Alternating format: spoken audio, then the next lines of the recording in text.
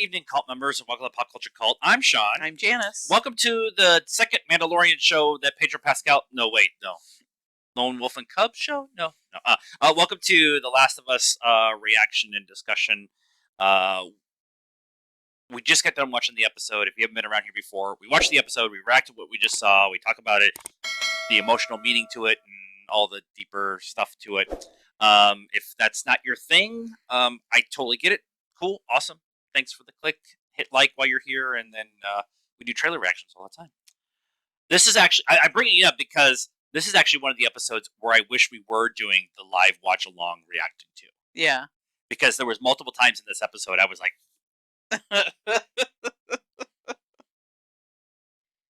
very, very quiet.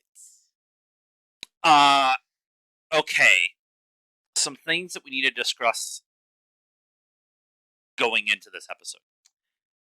If you are a person who is struggling with the show because they made some small changes from the game to the show, I want you to understand that Neil Druckmann, who actually wrote the game and directed the game, is writing on this show, and he directed this episode. So I'm getting this out of the way. I'm not seeing anybody complaining about this, but it's a very internet thing to say. You changed this one thing that I loved about the game so much, and I'm glad that they addressed it in the after show thing. Yeah, because I mean, just it's the reason why they make a lot of changes to books, Yeah. book adaptations Yeah. to movies, or comic books to adaptations to movies. Some stuff just doesn't work in the real life. It just doesn't make sense. And it doesn't translate as well as you want it to when you're visually looking at it instead of making it up in your head. Right, or it just doesn't make sense, or whatever. You've got inner dialogue going on that that doesn't transfer to the screen or whatever. So I mean, from what I've heard you and our daughter, who also has played the game, talk about, it feels to me like they're staying pretty darn close. Like, as a Stephen King fan, I wish they could stay this close to our beloved books, but no. The major change that they made, and we talked about this with our daughter yesterday. Oh, by the way, Erin, happy birthday. She's never going to watch this video, but whatever. The big change. Oh, spoilers, by the way. And the episode's called Infected. Yes. Whatever.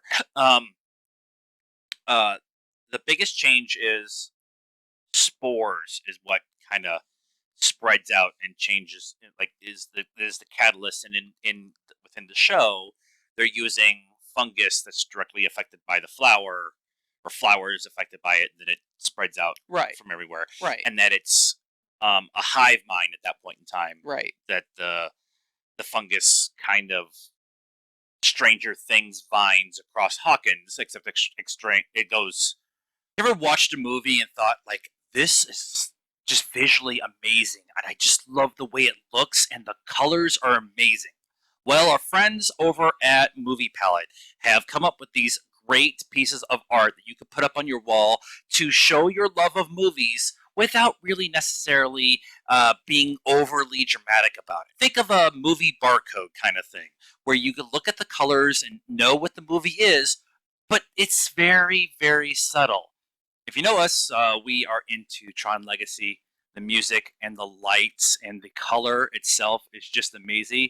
Just to give you an idea of what they have, go to moviepalette.com, find your own personal favorite movie, your movie color palette, and have it hang on your wall. At checkout, put in Pop Culture 15 to get 15% off. Thank you, Movie Palette, for sponsoring this video. Link is in the description down below. And don't forget, use Pop Culture 15 at checkout to get 15% off your order. Right, but it's all based in real science. I mean, first of all, the spore thing, it's a thing. Go type in zombie ants in Google and you can watch it happen. Yeah. And what did they call it? Wood whisper? Something like that. Woodernet, yeah, something like that. where I mean, we know for a fact that trees talk to each other in the Yeah. forest because all their roots are like connected. Yeah. Um, so yeah, it's all based in fact, which just makes it creepier because if all this real world stuff, they've brought all that world stuff into the show, into the Yeah. story, then you're like, oh, this could totally happen. Yeah, they may have made a point of saying that we've done all this research. Naughty Dog and Neil had already done a bunch of stuff for the game, and now they're doing stuff that kind of just translates a little bit better to the storytelling that is a TV show or a movie. Right. Game dynamics, we can all have a level of disbelief. Joel is invincible in the game. Right. Joel is not going to be invincible in the game, and they actually even showed that in the show, in this episode of the show, right? Where he they talked about he had a probably a fracture or a hairline fracture in his hand from punching the guy in the last episode, like punching him till death, right? And Joel makes a comment: it's a hairline fracture; it'll heal quickly. If that's in the game, it's never an issue. Right. Right. It's so because the game would just be over and you would be frustrated because your character kept dying all the time. Right. And Joel respawns all the time. So it's like it's not a thing. Right. So I wanted to kind of address that ahead of time because there is direct dialogue, direct shots in the first episode and the second episode that are from the game, straight from the game. When they stop and look at the Capitol and it's Joel and Ellie and Tess is kind of watching over their shoulder for a minute. That whole scene is beat for beat, shot for shot, directly from the game. And everything that happens in the Boston Museum is beat for beat, one for one from the game. And that just doesn't happen in a lot of adaptations of games, but also from stories, like books and comics and stuff like that. Well, and I think that's probably a lot of the reason why the game to movie, TV show, whatever adaptations don't work is because they try to just give it the essence of the game, right? And we're in a place now where games are closer to movies than they've ever been. I'm glad you went there because that's where I was going to go. I'm really okay with an adaptation. My example is Ready Player One. The essence, the feeling, the quest that is Ready Player One is very different from the book to the game. They were never going to be able to do that book. The book to the movie. To the movie, sorry, from the book to the movie. They were never going to be able to do that book the way we all wanted it to be done. It would have been 3 movies, and no studio ever in any plane of existence was ever going to do 3 movies. Even if Spielberg was attached to all 3, it was just never going to happen. But the essence, the soul of that book was in the movie. Yeah. And a lot of times that adaptation, that soul has been lost because I want to tell my version of this story. Yeah. And a lot of people complained about that with like Game of Thrones, that once Dan and Dave kind of got away from what George has written, they lost the soul of what was the story that was going down. Now I can have that conversation. I liked it, but this is beat for beat dialogue, shot for shot. The soul is there, but the subtle changes that they're making just makes those viewers who haven't played the game makes it a lot more approachable in the concept of it's easier to have just this hive mind of zombies that are affected by fungus. It's just easier to have that conversation than to have there's infected, there's the military, there's Fedra, there's the Fireflies. Like everybody is out to get everybody else, and so I'm liking that they spent time in this episode itself to talk about, hey, here's some of the changes that we're making without saying, hey, we're making changes. Yeah. And then in the after thing, they said, okay, hey, we made changes, and this is why we made them. Yeah. Like I just really like that they made that kind of conversation. Yep. The episode starts with a flashback to the third time I looked it up and I forgot. In Indonesia, where in the previous episode, the news on the radio was talking about violent attacks in Jakarta. I got there. Jakarta. I'll say it the right way. And then this episode, it starts in Jakarta with a scientist being brought in, the first person that really is kind of identified with the fungus being, attacking others, that she got bitten, Mm-hmm. and her saying the only way to contain this, since you lost 14 people, worst Oops. military ever. Oops. Well, I mean, I honestly, it's again kind of going back to Stephen King and like The Stand. That stuff is, in The Stand, it was the U.S. military, Yeah. and we had all these lockdown procedures, Right, and somebody still managed to get out. Right. It's going to happen. Everybody's fooling themselves to think that they can contain whatever it is they're playing with and keep it from spreading. I keep waiting for them to mess up the Hadrian Collider in France every time they go to. That's true. We're just gonna reset the Matrix every time they do something. We were at Barrett Jackson today. There was 4 times a day where they reset the Matrix. I'm telling you, it happened. But her saying the way to contain this, or the way to take care of it, or is the virus to get a vaccine or antidote or whatever, is to bomb the city and everyone in it. Yeah. And they made a point of saying it there, and then later in the episode, they show how they're trying to go through Boston. There's a big freaking hole in the middle of the street. Yeah, and not Ellie. What Tess says, it worked here, but not in other places. Not in other places. But obviously, it didn't work in Jakarta because somebody got out. Right. Somebody was out before they bombed. Right, and I think either as we go forward, they're going to talk about how somebody got out, or that because the flower was so infected, and Jakarta is one of the world's largest distributors of flour, that it didn't matter if they bombed it. Or the bombing actually Related. released the flour up into the atmosphere, and it's going to come down wherever. Yeah.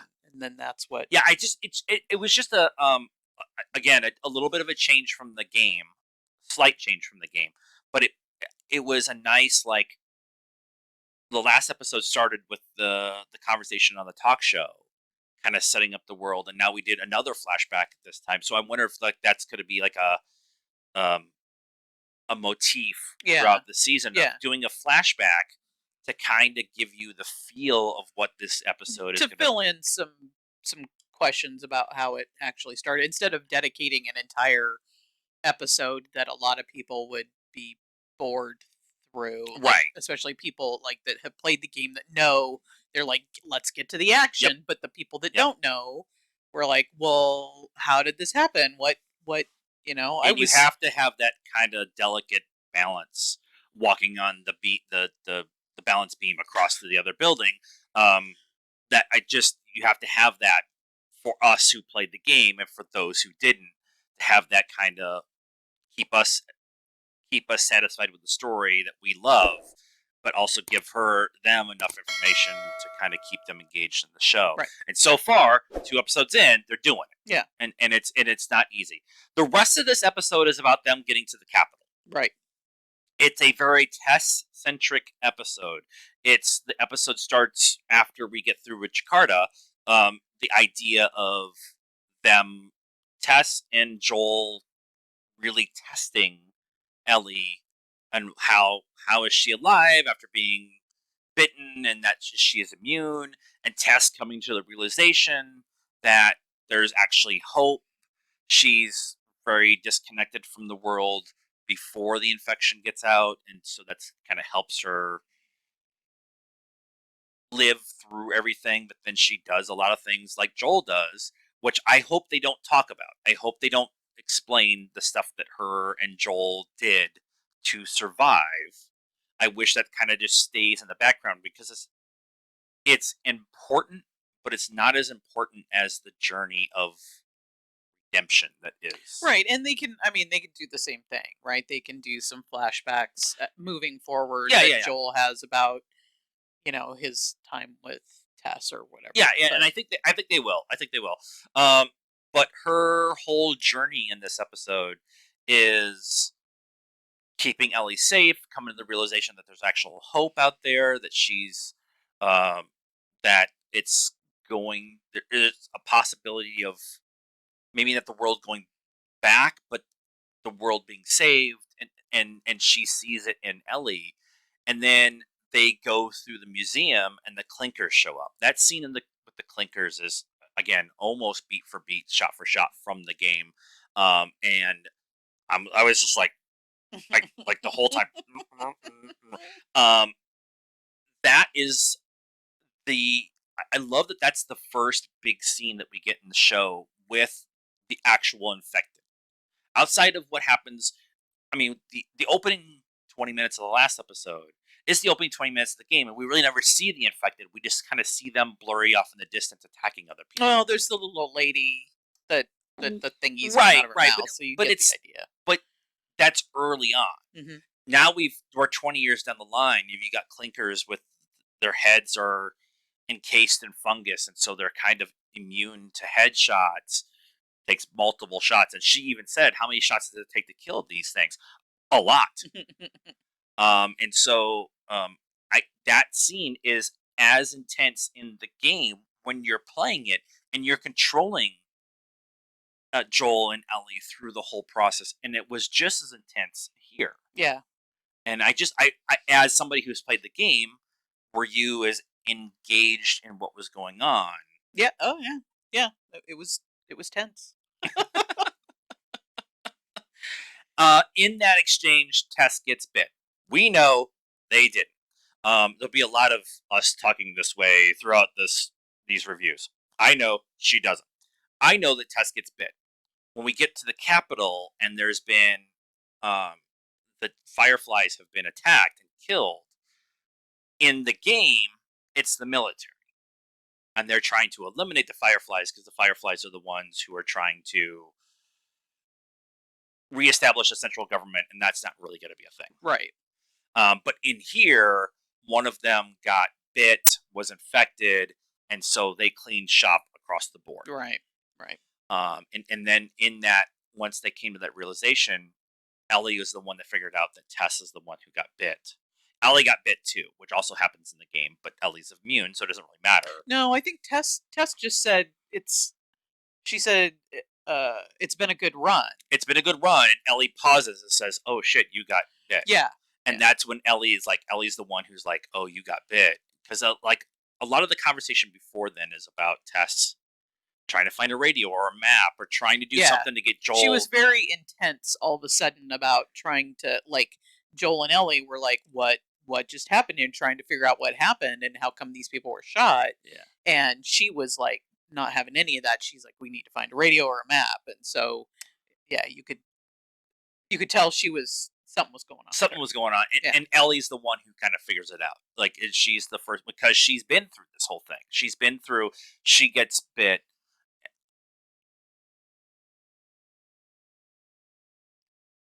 They hinted at it that she was not alone when she got bit, and so that will be a conversation that happens probably in the next episode.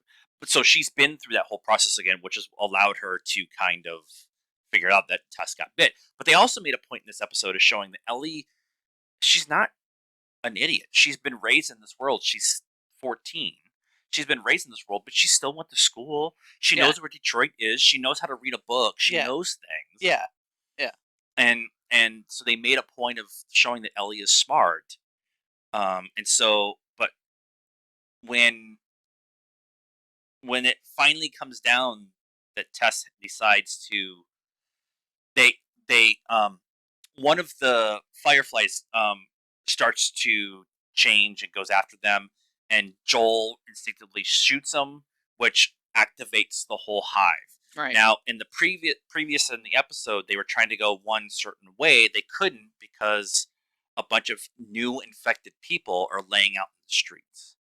And now, because of the idea of there's a giant hive mind, Joel shoots one of them, and the whole hive is woken up, and so now all the infected are coming to the Capitol, to the Capitol building. Yeah, yeah, and that whole sequence is a little bit different from the game, but it adds more tension, I think, than what would have that scene adds more tension to the relationship between Joel and Tess because Tess has already been bitten. They already know, and Tess is going to sacrifice herself. Right.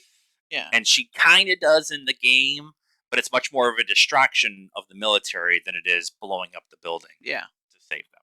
Yeah. And so I like that whole thing. Joel's reaction, whenever Ellie tried to get up, he'd always pull back or pull the gun up or whatever. But then when they're in the hotel, she finds a dead body. She freaks out and falls back on the piano. He helps her up and then pulls his hand back.